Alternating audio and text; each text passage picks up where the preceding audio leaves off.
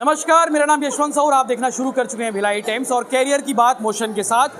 हम मौजूद हैं शंकरा विद्यालय हुडको। क्या समझ आया आपको अभी जैसे दत्ता सर और मैम ने जितना भी समझाया हमारे करियर को लेके, जितने भी डाउट्स थे बहुत कुछ क्लियर किया। और जैसे मेरा पर्सनल एक डाउट था कि मेरे को करियर बहुत सारे मेरे पास हैं, लेकिन मेरी फैमिली के कारण जो फोर्स होता है उन सब के बारे में मैम ने बहुत अच्छे से समझाया।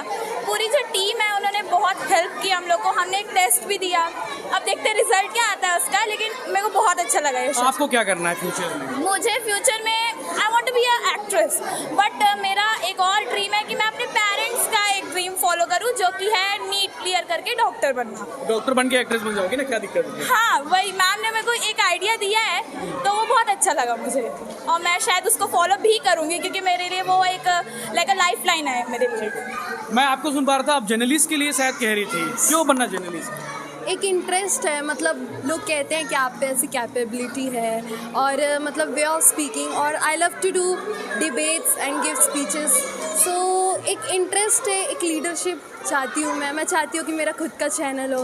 आई वांट टू प्रूव सो एक इंटरेस्ट के कारण ही मैं चाहती हूँ कि जर्नलिस्ट लाइन मेरे लिए परफेक्ट है। मेरा भी इंटरेस्ट था, मैं भी कॉमर्स का स्टूडेंट था, लेकिन इंटरेस्ट जर्नलिज्म में था तो हम ये आ गए यहाँ पे। हाँ, तो सबका कहना है कि आप जा सकते हो, तो मैं भी चाहती हूँ कि मैं परस्यू करूँ अपना ड्रीम, उसमें एक ऐसे लेवल तक पहुँचूँ जिससे मेरा भी नाम हो। और नाम से ज़्यादा मैं चाहती हूँ कि इस दुनिया में जो चीज़ें हो रही है उसका ट्रुथ दिखाऊँ, क्योंकि सबसे ज़्यादा मैटर जो करता है वो ट्रुथ होता है लाइफ का। जर्नलिज्म में डेडिकेशन बहुत मांगता है, आपको भूख प्यास रह के काम करना होता है, कोई टाइमिंग नहीं होता, कभी भी कुछ भी हो सकता है। जुनून होता है तो कुछ भी हम कर सकते हैं परस्यू, और एक जुनून है मुझे, तो मुझे लगता है कि I can pursue my dream in journalism. कौन सा रिपोर्टर आपको सबसे अच्छा लगता है? आप टीवी देखती होंगी, न्यूज़ देखती होंगी, कौन सा अच्छा लगता है? अंजना ओम कश्यप। सो उनको मैं देखती हूँ, उनको फॉलो करती हूँ, उनका way of speaking. Rubika Liyaqat भी है और विचित्रा त्रिपाठी भी है, उनको देखते हो? जी, सब मतलब सबका अपना अपना क्वालिटी होता है, और सब क्वालिटी जो हमको अच्छा लगता है आई थिंक हमको उससे सीखना चाहिए और उस क्वालिटी को भी अपने ऊपर लेना चाहिए, तो उससे हमें मिलता है चांस कुछ सीखने का और परस्यू करने का। एक नाम रवीश कुमार भी है। बहुत सारे हैं, तो जनरली तो श्वेता सिंह भी हैं, अंजना ओम कश्यप है, तो मोटिवेशन। ये लोग बहुत ग्रेट ऐसे ही बने, बहुत मेहनत की इसमें। ठीक है, चलिए और भी बच्चों से बात करेंगे। कैसा लगा सेमिनार? बहुत अच्छा था। मेरे जो भी डाउट्स क्लियर थे फ्यूचर्स के लिए कि मुझे क्या करना है आगे, कौन कौन से एग्ज़ाम देने, क्योंकि अभी मुझे बहुत सारे मतलब इन्फॉर्मेशन मिलते रहते हैं मेरे ब्रदर सिस्टर से, पेरेंट्स से, कोई सी रिलेशन से, तो बहुत कंफ्यूजिंग टाइप रहता था कि कौन सा एग्ज़ाम देना चाहिए पड़ता है, कौन सा है, तो उसके लिए फिर मैं एकदम कंफ्यूज रहता था। और यहाँ पे भी थोड़ा सा अटपटा सा लग रहा था कि पूछना चाहिए। क्लियर हो गया ना? निहारिका मैम ने अच्छे से समझाया। हाँ, एकदम सही। और वो सर ने भी मुझे एकदम क्लियरली डाउट क्लियर किए थे मेरे, एकदम क्लियरली मेरे डाउट क्लियर किए थे सर ने।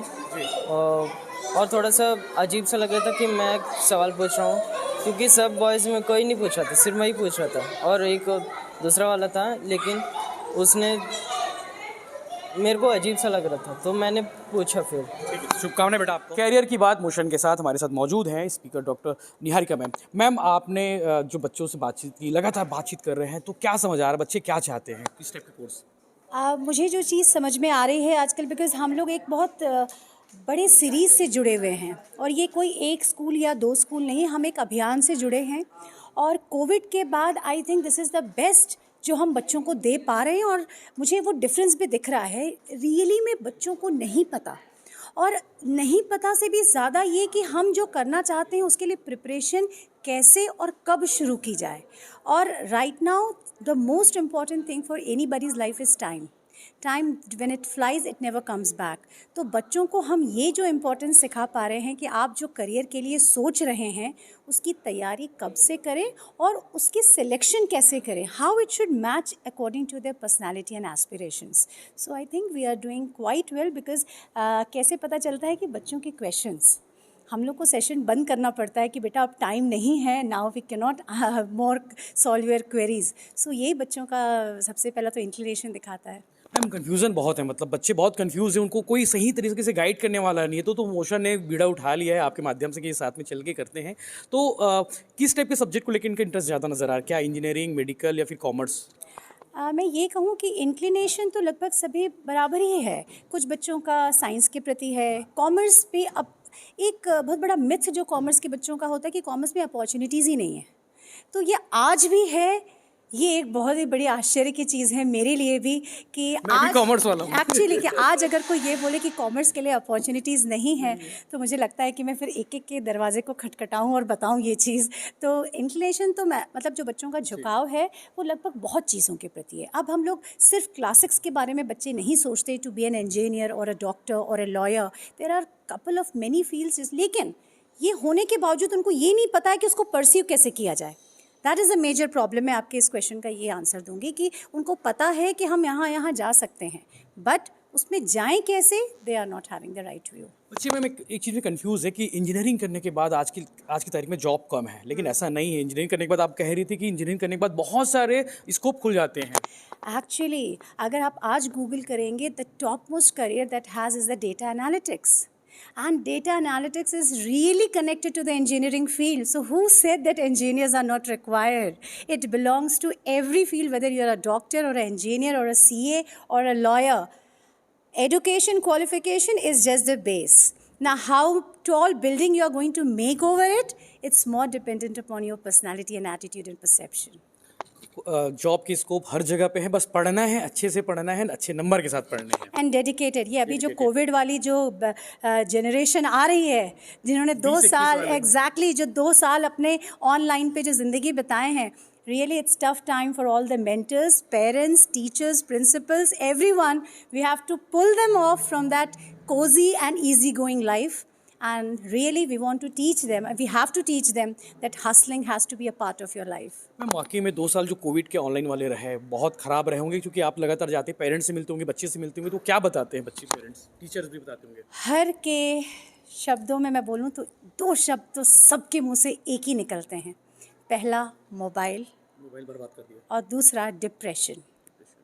पहले हमारे क्लासेस में जब मान लीजिए 100 की स्ट्रेंथ है तो शायद 2 बच्चा डिप्रेशन से ग्रसित होता था।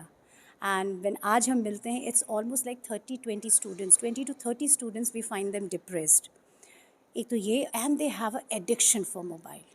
एंड पेरेंट्स सब साइड उनकी ज़िंदगी का एक ही मोटिवेशन है, that is mobile. So these 2 things are really a point of concern that we have to take care of in the coming future और राइट नाउ ऑल्सो। तो ये थी डॉक्टर निहारिका सिंह मैम, जो लगातार मोशन के साथ करियर की बात कर रही हैं। हर एक स्कूलों में जाकर हम आपको लगातार अपडेट्स देते रहेंगे, लगातार करियर की बात मोशन के साथ करते रहेंगे। आपको ये सेशन बहुत अच्छा लगेगा, क्योंकि ये इस सेशन में, इस सेमिनार में करियर की पूरी बात हो जा रही है। मतलब कोई कन्फ्यूज़न नहीं, सब कुछ क्लियर है। तो आप आगे भी अटेंड करिएगा, ये वीडियो पूरा देखिएगा और लाइक करें, कमेंट करें।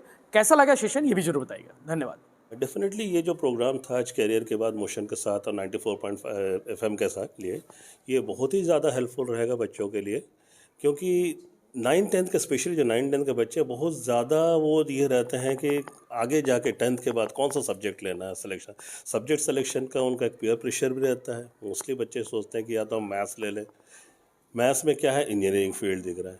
बट आज के प्रोग्राम के बाद उनको बहुत से डाइवर्सिफाइड फील्ड के बारे में जानकारी मिली, तो डेफिनेटली उनकी जो सोच है उसमें कुछ ना कुछ चेंज आएगा और बच्चे बहुत अच्छे एक्सेल करेंगे, ये मेरी उम्मीद है।